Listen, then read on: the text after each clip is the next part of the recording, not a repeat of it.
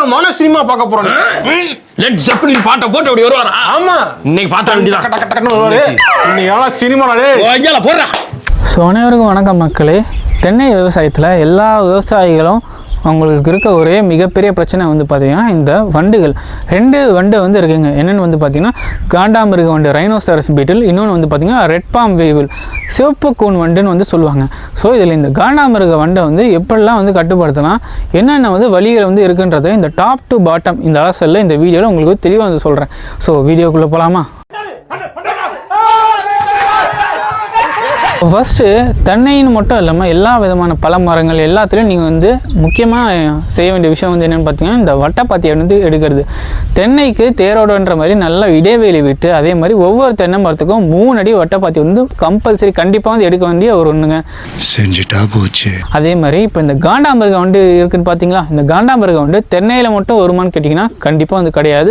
அதாவது இந்த அன்னாச்சி பழம் பைனாப்பிள் சொல்லுவாங்க இல்லையா, அதுலேயும் வந்து பார்த்திங்கன்னா இந்த காண்டாமிருக வண்டு பார்த்திங்கன்னா வரும். ஸோ அப்போ நீங்கள் வந்து என்ன பண்ணுறீங்க, இந்த அன்னாச்சி பழத்தை கொஞ்சம் வேலி ஓரமாக வரப்புகளில் வந்து வைக்கிறதுனால தென்னை மரத்தில் வர காண்டாமிருக வண்டுகள் இதை விட்டு அங்கே போகிறதுக்கு அதிகமான வாய்ப்புகள் வந்து இருக்குது. ஸோ இது வந்து ஒரு விஷயம். உங்களை மாதிரி மனுஷன்லாம் இருக்கனாலதான் கொஞ்சமாச்சும் மழை பெய்யுது. என்ன மனுஷன். இதுக்கு அடுத்து வந்து பார்த்திங்கன்னா தென்னை மட்டையோட இடுக்குகளில் வந்து பார்த்திங்கன்னா ஒரு சில செடிகளோட இலைகள் வைக்கிறது, அப்படி இல்லைன்னா இந்த நாப்தலின் பால்ஸ் வந்து வைக்கிறது, இதை மூலமாக வந்து கட்டுப்படுத்தலாம். ஸோ அப்படி என்னடா இலைன்னு கேட்டிங்கன்னா கொளிஞ்சி இலைங்க. இதை வந்து பார்த்திங்கன்னா பறிச்சுட்டு வந்து தென்னை மரத்தோட இடுக்குகளை வந்து அங்கங்கே வந்து வச்சுருவாங்க. அது மட்டும் இல்லாமல் இந்த கொளிஞ்சி இலைகள் கிட்ட வந்து பார்த்திங்கன்னா ஃபைட்டோ கெமிக்கல் வந்து இருக்குது, ரொட்டினாய்ட்ஸ் வந்து இருக்குது. இது வந்து பார்த்திங்கன்னா ஒரு இன்செக்டிசைடல் கெமிக்கல். ஸோ இதை நீங்கள் வந்து பார்த்திங்கன்னா இந்த தண்ணியில் ஊற வச்சு அதை வந்து அடிக்கிறது மூலமாக கூட உங்களால் சாறு உறிஞ்சும் பூச்சிகள் மற்ற பூச்சிகளை வந்து கட்டுப்படுத்தப்படுது. இப்போ இதுக்கு அடுத்து வந்து பார்த்தீங்கன்னா மட்டை இடுக்குகளில் இது இந்த நாப்தலின் பால்ஸ் அப்புறம் இந்த கொளிஞ்சி இலைங்க இதெல்லாம் வந்து வைக்கலாமா. இப்போ இதுக்கு அடுத்து வந்து பார்த்தீங்கன்னா ஆற்று மணல் இருக்குது இல்லைங்களா, அதில் வந்து பார்த்தீங்கன்னா கல்லுப்பு அதே அளவு வந்து கலந்து அதை வந்து மட்டை இடுக்குகளில் வந்து போடுவாங்க. கல்லுப்புக்கு பதிலாக இல்லை கல்லுப்போட வந்து நீங்கள் வேப்பம் புண்ணாக்கு அந்த மாதிரி இல்லை இந்த வேப்பங்கொட்டை இடிச்சி தூள் அதெல்லாம் வந்து கலந்து போகிறது மூலமாகவும் பெருங்காயம் கூட அந்த மணலோட வந்து கலந்து போடலாம். இதெல்லாம் வந்து ஆற்று மணலோட தான் கலக்கணும். ஏன்னு கேட்டிங்கன்னா மற்ற மண் வந்து பார்த்தீங்கன்னா தண்ணியை வந்து பிடிச்சி வச்சுக்கோங்க, ஆனால் ஆற்று மண் தண்ணியை வந்து பிடிச்சி வச்சுக்காது. இது வந்து ஒரு பெரிய ப்ளஸ். அதனால் தென்னை மட்டையோட இடுக்குகளில் மண்ணை வந்து கொட்டிங்கன்னா ஆற்று மண் மட்டும்தான் கொட்டணும். அதாவது மணல் மட்டும்தான் கொட்டினா வேறு எந்த விதமான களிமண்ணோ அந்த செம்மண்ணோ அதெல்லாம் வந்து பயன்படுத்தக்கூடாது. இப்போ அதுக்கு அடுத்து வந்து ஏதாச்சும் வந்து கெமிக்கல் ஸ்ப்ரே அந்த மாதிரிலாம் போகிறதுக்கு முன்னாடி முதல்ல வந்து பொறி வைக்கிறது. என்னென்னு கேட்டிங்கன்னா ரொம்ப ஃபேமஸான பொறிங்க ஃபெரமோன் ட்ராப், அதாவது இனக்கவர்ச்சி பொறின்னு வந்து சொல்லுவாங்க. அதை வந்து ஒரு ஏக்கருக்கு 1லேருந்து 2 வந்து வைக்கலாம். அதுவும் எங்கே வைக்கணும், தோட்டத்துக்குள்ளே வந்து வைக்கக்கூடாது. வச்சிங்கன்னா பக்கத்து தோட்டத்தில் இருக்க பூச்சிகளும் உங்கள் தோட்டத்துக்கு வந்துடும். நம்மளுக்கு மரம் எல்லாமே அவுட்டு. அதை வேற ஞாபகப்படுத்திட்டீங்க. நெஞ்சமெல்லாம் பொண்ணா இருக்கு தம்பி, மறக்க முடியல. ஸோ அப்புறம் வந்து என்ன பண்ணணும் அப்படின்னு கேட்டிங்கன்னா உங்களோட தோட்டத்துக்கு வெளில வைக்கணும். அதாவது உங்களோட தோட்டத்துக்குள்ளே இருக்க பூச்சிகளை முதல்ல வெளில வர வைக்கணும். அப்படி பண்ணிங்கன்னா தான் உங்களால் வந்து சுலபமாக வந்து கட்டுப்படுத்த முடியும். நேர்மை, நீதி, நியாயம் ஜெயிச்சது. இதுக்கு அடுத்து வந்து பார்த்தீங்கன்னா இந்த ஆமணக்கு புண்ணாக்கு, அதாவது கேஸ்டர் கேக் சொல்லுவாங்க, அதை வந்து நல்லா ஒரு பெரிய வாய் இருக்க மாதிரி ஒரு பக்கெட்டோ இல்லை வந்து ஒரு மண்பானையோ அதை வந்து எடுத்துக்கிட்டு அதில் 1 கிலோ ஆமணக்கு புண்ணாக்கு கேஸ்டர் கேக் அது கூட 5 லிட்டர் வந்து தண்ணி இதை வந்து கலந்து 2 வந்து மிக்ஸ் பண்ணி நல்லா வந்து கரைச்சிட்டு இதை வந்து தோட்டத்துக்குள்ளே வைக்கிறீங்க. இதுலேருந்து வர நாற்றத்துக்கு காண்டாமிருக வண்டு வந்து அதில் வந்து விழுந்துடும். இது மூலமாக உங்களால் சுலபமாக வந்து கட்டுப்படுத்த முடியும். என்ன இது இதெல்லாம் வந்து இந்த கேஸ்டர் கேக் வந்து பார்த்தீங்கன்னா 1 கிலோ வந்து ஒரு 50 ரூபா 30 ரூபா அந்த மாதிரி தான் வந்து இருக்கும். ஸோ நீங்கள் 50 ரூபாயிலே நீங்கள் வந்து சுலபமாக வந்து கட்டுப்படுத்துறீங்க. இதெல்லாம் விட்டுட்டு கெமிக்கல் 1000 10,000 செலவு பண்ணுறதை விட்டுட்டு நம்ம முன்னோர்கள் காட்டியே அதாவது சொல்லிட்டு போன இந்த மாதிரி விஷயங்களை வந்து தெரிஞ்சுக்கிட்டு கண்டிப்பாக வந்து ட்ரை பண்ணி பாருங்க. ஏன்னா இருக்கிற ஒரு லைஃபை நீ நல்லா என்ஜாய் பண்ணும். அதுக்கு நடுவுல எவனாவது குறுக்க வந்தான்னு வச்சுக்கோ, போட்டு ஒரே வெட்டு. எப்படி ஒரே வெட்டு. உண்மையாகவே நல்லாவே வந்து எஃபெக்டிவாக வந்துருக்கும். அதுவும் இல்லாமல் நிறைய ஃபார்மர்ஸ் வந்து எனக்கு வந்து நல்லா கேட்குதுன்னு சொல்லி நிறைய பேர் யூடியூப்ல வந்து நிறைய வீடியோ வந்து போட்டுட்டு இருக்காங்க. இதுக்கு அடுத்து ஏதாச்சும் ஒரு மருந்து மாதிரி ஏதாச்சும் அடிக்கலாமா அப்படின்லாம் வந்து கேட்டிங்கன்னா ஒரு 2 வந்து இருக்குங்க. என்னென்னு கேட்டிங்கன்னா முதல்ல வந்து அடிக்க வேண்டியது இந்த மீன் அமிலம் தான். இந்த தென்னை மரத்துக்கு வந்து முக்கியமான தேவை வந்து பார்த்திங்கன்னா இந்த மீன் அமிலம் வந்து ரொம்ப முக்கியம். அதே மாதிரி இந்த மீன் அமிலம் வந்து பார்த்திங்கன்னா இந்த குறும்பை கொட்டுறது, அதே மாதிரி இந்த காய் வந்து சின்னதாக இருக்குது, அதே மாதிரி இந்த பூச்சி வர்றது, இந்த மாதிரி எல்லாத்தையும் வந்து கட்டுப்படுத்தும். எல்லாத்துக்குமான ஒரே ஒரு சொல்யூஷன் இந்த மீன் அமிலம். நான் அப்படியே ஷாக் ஆயிட்டேன். அதனால இந்த மீனமலை வந்து அப்பப்போ வந்து தென்னை மரத்தை கொடுக்கறதுனால உங்களால் காண்டாமிருக வண்டை வந்து கட்டுப்படுத்த முடியும். இதுக்கடுத்து வந்து பார்த்தீங்கன்னா இந்த வேப்பங்கொட்டைச்சாறு வழக்கம் போல் இது வந்து பார்த்தீங்கன்னா காண்டாமிருக வண்டுக்கு மட்டும் இல்லாமல் அதே மாதிரி தான் மீனமலம் காண்டாமிருக வண்டுக்கு மட்டும் இல்லாமல் இந்த சார கொஞ்சம் பூச்சிகள் இந்த வெள்ளையெல்லாம் சொல்கிறாங்க இல்லையா ஒயிட் ஃப்ளை இதுவும் வந்து கட்டுப்படுத்தும் இந்த மீனமிலம். பார்த்தாலே தெரிகிறது. தெரிகிறதா? அதே மாதிரி இந்த வேப்பங்கொட்டை சாறு வந்து பயன்படுத்தலாம். அதாவது ஒரு ஏக்கருக்கு வந்து 5 கிலோ வேப்பங்கொட்டை அதை வந்து அம்மியில் வச்சு நல்லா வந்து இடித்து அதுக்கப்புறம் அதை எடுத்து ஒரு வெள்ளை துணியில் வந்து கட்டி கோமியத்தில் ஒரு வாரம் இல்லை ஒரு 2 வாரம் வந்து நல்லா ஊற வச்சுட்டு அதுக்கப்புறம் அந்த எண்ணெய் வந்து பார்த்திங்கன்னா நல்லா கோமியத்தில் வந்து இறங்கியிருக்கும். அப்புறம் அந்த கோமியத்தை எடுத்து 10 லிட்டருக்கு வந்து 1 லிட்டர் கலந்து அது கூட 100 கிராம் வந்து காதி சோப்பு வந்து கலக்கணும். ஏன்னு வந்து கேட்டிங்கன்னா அது வந்து எண்ணெய் வந்து இல்லையா அது வந்து தண்ணி கூட வந்து கலக்காது. ஸோ அதனால் 100 gram khadi soap 10 litre tank அது கூட வந்து பார்த்தீங்கன்னா அந்த வேப்பங்கொட்டை சாறு வந்து ஊற வச்சிங்க இல்லையா அதுதான் அந்த கோமியம் அது வந்து பார்த்தீங்கன்னா 1 லிட்டர். ஸோ இதை வந்து கலந்து நீங்கள் வந்து அடிக்கிறதுனால செடிகள் மேலே ஒரு கசப்புத்தன்மை வந்து உருவாக்குது. காண்டாமிருக வண்டியை வந்து கட்டுப்படுத்தலாம். அதே மாதிரி மற்ற பூச்சிகளை வந்து உங்களால் வந்து சுலபமாக வந்து கட்டுப்படுத்த முடியும். சோலி முடிச்சு அண்ட் இவ்வளோ விஷயம் நம்ம வந்து சொல்லியிருக்கோம் இல்லை. இது கூட வந்து இன்னொரு முக்கியமான விஷயம் வந்து பார்த்திங்கன்னா தென்னையை தனியாக வந்து போடாமல் அது கூட வந்து பல பயிர் வந்து பண்ணுறது. என்னென்ன பயிர் வந்து பண்ணலாம் அப்படின்னு கேட்டிங்கன்னா நிழலை தாங்கி வளரக்கூடிய மரங்கள் செடிகள் வந்து போடலாம். ஒரு நல்ல எடுத்துக்காட்டு வந்து இந்த கொக்கோ வந்து போடுறது. நான் வந்து நிறைய பேர் வந்து வாழை வந்து போடுங்க அப்படிலாம் வந்து சொல்லுவாங்க. ஆனால் நான் வந்து சொல்கிறேன் வாழை வந்து வேணாம். ஏன்னு கேட்டிங்கன்னா வாழையிலையும் வெள்ளை தொல்லை இருக்குது தென்னையிலையும் வெள்ளை தொல்லை வந்து இருக்குது. ஸோ ஏதாச்சும் ஒன்றில் வந்துச்சுன்னா டப்புன்னு வந்து தென்னை மரங்களுக்கும் வந்து ஒரு மிகப்பெரிய இழப்பை வந்து ஏற்படுத்தும். ஸோ அதனால் ஊடு பயிரை வாழை வந்து போடாதீங்க. இந்த ஏரியால தாங்க இருக்கான் அவன் மட்டும் என் கல்ல மாட்ட வெட்டாம விட மாட்டேன்.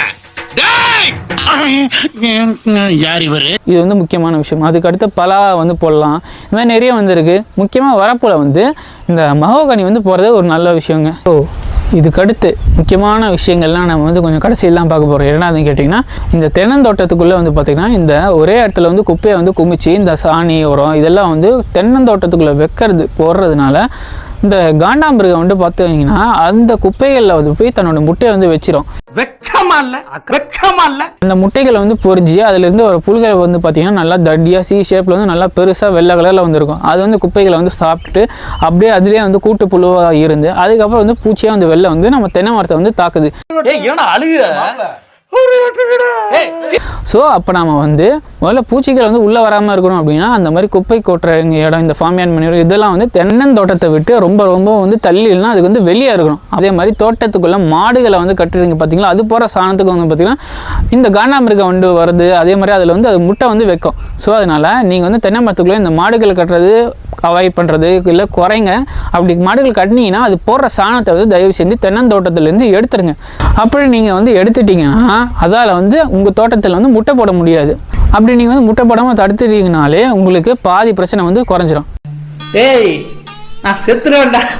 அண்ட் அதே மாதிரி இப்போ ஏதாச்சும் ஒரு மரத்தை வந்து ரொம்பவே அதிகமாக வந்து வந்துடுச்சு கண்ட்ரோல் பண்ண முடியாது அப்படின்னா தயவு செஞ்சு அந்த மரத்தை வந்து நீக்கிடுங்க. தோட்டத்தில் இருந்து அந்த மரத்தை வந்து மொத்தமாக வந்து நீக்கி அதை வந்து எங்கேயாச்சும் வச்சு எரிச்சிருங்க. ஏன்னு கேட்டிங்கன்னா அந்த மரம் இருக்கிறதுனால இன்னும் நிறைய பூச்சிகளை வந்து அதுக்கு வந்து ஈர்க்கப்பட்டு மற்ற நல்ல மரங்களுக்கும் வந்து பூச்சிக்கு தாக்குதல் வந்து அதிகமாகும்.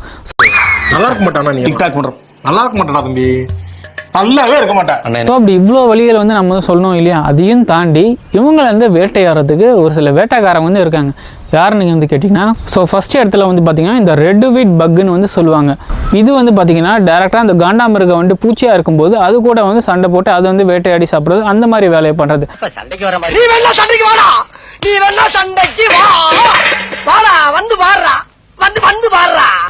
இது ஒன்றா. இப்போ இதுக்கு அடுத்து நம்மளுக்கு எல்லாருக்கும் தெரிஞ்ச பொதுவான விஷயம் பறவைகள் வந்து பார்த்திங்கன்னா இந்த காக்கா குருவி இதெல்லாம் வந்து இருக்குது இல்லைங்களா. அதெல்லாம் வந்து பார்த்திங்கன்னா இந்த காண்டாமிருக வண்டை வந்து பிடிச்சி சாப்பிட்றது அது வந்து வேட்டையாடுறது அந்த மாதிரி பண்ணுறது. இதுக்கு அடுத்து வந்து பார்த்திங்கன்னா அந்த காண்டாமிருக வண்டு குப்பைகளில் தான் வந்து முட்டையை போடும் இல்லையா. அப்படி இந்த குப்பைகளில் வந்து இந்த மெட்டாரைசியம் அனிசோஃபிலி டிஎன்ஏவில் இருந்து எல்லா ஃபார்மர்ஸ்க்கும் கிட்டத்தட்ட ரொம்ப ஒரு ஃபேமஸான வந்து மருந்து. இதை வந்து இந்த குப்பைகள் மேலே வந்து கொட்டுறதுனால இதில் இருக்க வந்து நுண்ணுயிர்கள் வந்து அந்த புழுக்களையும் அந்த முட்டைகளை வந்து சாவடிச்சிடும். இது மூலமாக பூச்சியே வராமல் வந்து கட்டுப்படுத்தலாம். சொந்தக்காரெல்லாம் சொல்லி போன் நம்பர் வர சொல்லிடு.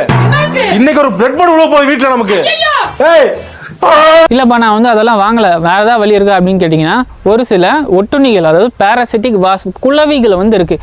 இது வந்து என்ன பண்ணுன்னு கேட்டிங்கன்னா, அந்த புழுக்கள், அதாவது காண்டாமிருக வண்டோட புழுக்கள் வந்து குப்பைகளில் இருக்கும் இல்லையா, அந்த புழுக்களில் தன்னோட கொடுக்கால அதோட முட்டைகளை வந்து அந்த புழுக்கள் வந்து போட்டு போயிடும். அந்த முட்டையிலேருந்து பொறிஞ்சி வர புழுக்கள் வந்து, அதாவது குளவியோட புழுக்கள் வந்து இந்த காண்டாமிருக வண்டு வந்து ஃபுல்லாக வந்து சாப்பிட்டு அதை வந்து அப்படியே வந்து கொன்னுடும். இது வந்து பார்த்தீங்கன்னா ஸ்கோலிட் வேஸ்பன்னு வந்து சொல்லுவாங்க. ஸோ அப்படி நம்ம வந்து அதை வந்து உங்களோட தோட்டத்துக்கு வர வைக்கிறதுக்கு ரொம்ப சிம்பிளான விஷயம் வந்து என்னென்னு பார்த்தீங்கன்னா, அதிகமாக வந்து பூச்செடிகளை வந்து நடுங்க. இதோ வந்துட்டேன். குறிப்பாக வந்து இந்த செண்டு மல்லி இந்த மாதிரி செடிகளை வந்து வளர்க்கறதுனால உங்களோட வயலுக்கு அதிகமாக குளவிகள் வந்து வரும். அது மாதிரி இந்த குளவிகள் வந்தாலே புழுக்களோட எண்ணிக்கையை வந்து குறைஞ்சிரும். காண்டாமிருக வண்டோட புழுன்னு மட்டும் இல்லாமல் மற்ற காய்பொருளில் வேறு ஏதாவது பயிர் போட்டிருக்கீங்க அதில் புழு தொல்லைனாலும் அந்த புழுக்களோட தொல்லையும் வந்து பார்த்திங்கன்னா குறைஞ்சிரும். என்ன கோட்டச்சாமி? ஒன்றும் இல்லையா? ஒன்றும் இல்லையா? ஸோ இவ்வளோ விஷயம் வந்து இருக்கு இல்லையா, இவ்வளோ விஷயம் வந்து பார்த்துருக்கோம். இதில் வந்து ஒரு சில விஷயம் உங்களுக்கு ஆல்ரெடியும் தெரிஞ்சிருக்கலாம், இல்லை ஒரு சில விஷயம் வந்து உங்களுக்கு புதுசாக இருக்கலாம். எதுவானாலும் சரி, உங்களுக்கு இந்த வீடியோ வந்து கண்டிப்பாக யூஸ்ஃபுல்லாக இருக்கும்னு நினைக்கிறேன். இதே மாதிரி நிறைய விஷயங்களோட, இதே மாதிரி நிறைய பூச்சிகளை எப்படி வந்து இயற்கையாக சுலபமாக வந்து செலவில்லாமல் கட்டுப்படுத்தலான்றதை நம்மளோட சேனலில் அடுத்து தொடர்ந்து வந்து போட போகிறோம். ஸோ மறக்காமல் சப்ஸ்கிரைப் பண்ணிவிட்டு இந்த வீடியோவை உங்களுக்கு தெரிஞ்ச இந்த கோகனட் ஃபார்மர் தென்னை விவசாயிகளுக்கு மறக்காமல் ஷேர் பண்ணுங்கள். நீ இவ்வளோ தூரத்துக்கு தத்துவம் பேசணும்னு எனக்கு தெரியாமல் போச்சு. இதே மாதிரி உங்களை அடுத்த வீடியோவில் சந்திக்கிறேன். நன்றி. நகைச்சுவையான எழுதியிருக்காரு அந்த நகைச்சுவை. இதெல்லாம் எங்கேயும் கிடைக்காது, ரொம்ப அபூர்வம். அழகா மனதை அதன் போக்குக்கே விட்டுவிட்டால் அதற்கு காட்டு யானை பலம் வந்துவிடும்.